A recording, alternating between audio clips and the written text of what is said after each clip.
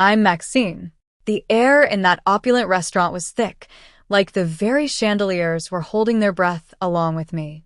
I just set down the leather folder with the bill, and a hush had fallen over the table. Mom's face had hardened, and her voice was a sharp hiss. "Don't embarrass us, Maxine." I stared back at her, unflinching. "I'm not. I'm just done auditioning for your approval."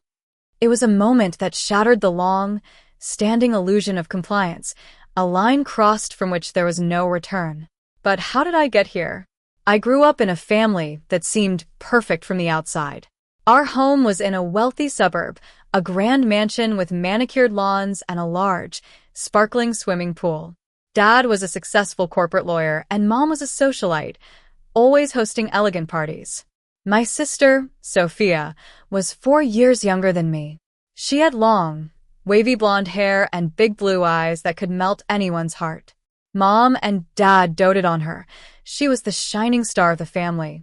At every social gathering, people would say, "Sophia is going to be a supermodel," and Mom would beam with pride as if it were her own achievement. Then they'd turn to me, sitting quietly in the corner, probably with a book in my hand, and say, "And Maxine, she's the studious one." It was a polite way of saying I'd never be as glamorous as Sophia. When Sophia wanted to join a high-end fashion modeling course, Mom didn't hesitate to write a hefty check. But when I wanted to participate in a prestigious science research internship, Mom sighed and told me to find a cheaper alternative. I remember spending evenings in my old, cluttered room, poring over textbooks while Sophia was out at fashion events, wearing designer clothes that Mom had bought for her. Dad would always take Sophia to her photo shoots, cheering her on from the sidelines, while I felt like a shadow in my own family. As we got older, the pattern only worsened. In high school, Sophia got all the attention and praise just for showing up. Meanwhile, I was the one taking care of all the family errands, from grocery shopping to helping with my parents' paperwork. When Sophia needed a new car for her 16th birthday, I worked part-time at a local coffee shop to help cover some of the expenses. Mom called it family support, but I felt like my own dreams were being stifled. College was no different. Sophia attended a top-tier art and modeling school in Paris, all expenses paid by Mom and Dad. I had to take out huge student loans to enroll in a public university, majoring in medicine. I lived in a tiny, cramped apartment, surrounded by the smell of cheap instant noodles and the endless hum of my textbook-filled study. I worked long hours at a local hospital, taking care of patients who were genuinely grateful for my help. But every time I sent Mom a picture of me in my doctor's coat, she'd reply with a brief text, usually just an emoji or a short, "Good job." Meanwhile, her social media was filled with posts about Sophia's glamorous life in Europe, her runway shows, and her high-profile parties. Despite it all, I kept going back to family dinners. I convinced myself that peace within the family was worth the humiliation. But the cracks were starting to show, in the way my name was never mentioned in the toast, and in the way the financial burdens of these dinners always seemed to fall on me. Then came Sophia's 28th birthday. The invitation arrived in a satin envelope with gold lettering. It was for a private dinner at the most exclusive restaurant in the city. Mom's note read, "It'll be a wonderful night for your sister. Be there." No please, no thanks, just an expectation. My boyfriend, Ethan, read the invitation over my shoulder and muttered, "This looks expensive." I forced a laugh, but my stomach tightened. "It always is," I said. When I arrived at the restaurant, I was greeted by the sound of soft classical music and the smell of fine wine and expensive food. The chandeliers sparkled like diamonds, and the waiters were dressed in immaculate uniforms. Sophia swept in later, wearing a stunning red evening gown, her hair and makeup perfectly done. She had that air of confidence that came from a lifetime of being adored. Cameras flashed as she posed for pictures. Mom and Dad entered behind her. Mom was glowing with pride, while Dad had his usual half-smile that didn't quite reach his eyes. When Mom saw me, she said, "Maxine, you look responsible." Then she turned back to Sophia. "But Sophia, darling, you're breathtaking." Everyone laughed, and I forced a smile. Dinner began with a series of speeches about Sophia's success in the modeling world. Mom talked about how Sophia was a natural talent, a born star. Every word felt like a dagger to my heart. Ethan leaned over and whispered, "You okay?" I managed to say, "Yeah, just thinking about disappearing." After dessert, a waiter approached with a leather folder and a polite smile. "Miss Maxine," he said, placing it beside my plate. At first, I thought it was a mistake. But then I saw Mom's satisfied look, the look that said, "This is how it's always been." "Go on, Maxine," she said softly. "You can handle this. It's your sister's big day." I opened the folder and saw the bill, $1,509 before tax. I looked up, and everyone at the table was avoiding my gaze. My throat tightened. "Is this a joke?" I asked. Mom's eyes were cold. "It's family. We all have our roles." Dad pretended to check his phone, and Sophia sipped her champagne. I could feel my hands trembling. Ethan's hand touched mine under the table. "Don't," he whispered, but something inside me snapped. Years of being the responsible one, the one who always swallowed her pride, came to an end. I set the folder down firmly. "If Sophia is your pride," I said, my voice calm but firm, "then let your pride pay tonight." The room went silent. You could hear a pin drop. Mom's face turned red with anger. "Sit down and be quiet, Maxine. You're embarrassing the family." I stood up slowly. "I'm done being quiet. I'm done with these double standards." Mom hissed, "You owe us respect." I laughed softly. "Respect is earned, not demanded. I've given you years of my life, and all I've gotten is neglect." Sophia pleaded with me.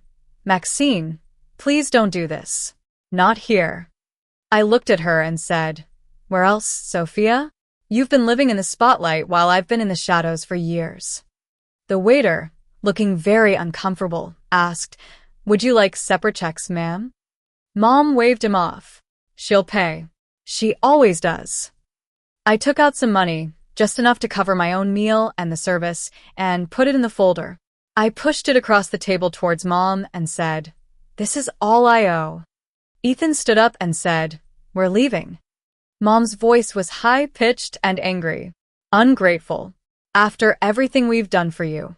I turned around and said, "You never saw me for who I am. You just saw me as someone to take care of your precious Sophia." As we walked out of the restaurant, the cold night air hit me like a slap in the face. Ethan took my hand. "Are you okay, Maxine?" For the first time in a long time, I said, "I think I might be." The next morning, my phone was filled with missed calls from Mom, Dad, and Sophia. I ignored them all. I sat at my kitchen counter, thinking about what I'd said the night before. I expected to feel guilty, but instead, I felt a sense of clarity.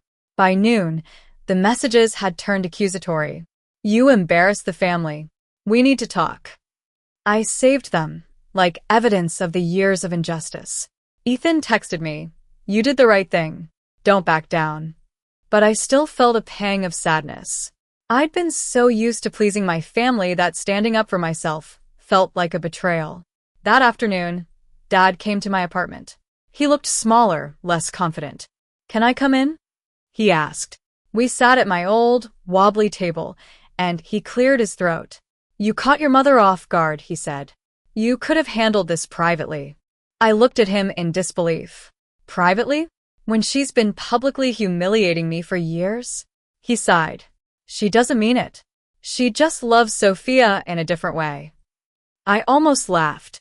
"No, Dad." "She controls in a way that hurts me." His silence said it all. I finally said, "You watched her do it. You watched me being pushed aside, and you did nothing." His shoulders slumped. "I didn't know how to stop her," I replied. "You could have tried. That would have been enough." He looked down and said, "I'm sorry, Maxine." A few days later, Sophia texted me, asking if we could talk. We met at a small cafe near the hospital where I worked. She was wearing simple clothes, no makeup, and she looked tired. "I didn't know it was so hard for you," she said. "Mom said you were just being difficult."